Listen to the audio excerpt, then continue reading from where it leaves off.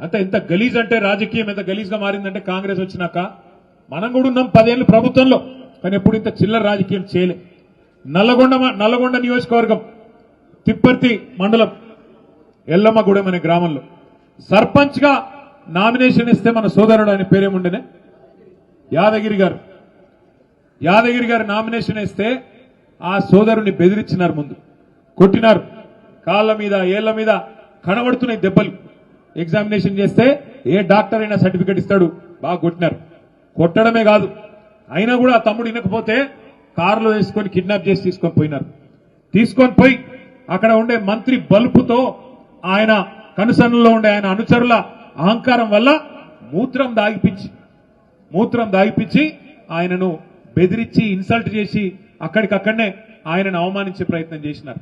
అంటే ఎంత కిరాతకమైన ఎంత చిల్లర వికృతమైన రాజకీయం ఇది ఈ జిల్లాలో జరుగుతున్నది కాంగ్రెస్ నాయకుల కనుసన్నలో. ఒక్కసారి మీరు ఆలోచన చేయండి. అట్లాగే 1 2 కాదు, ఇట్లా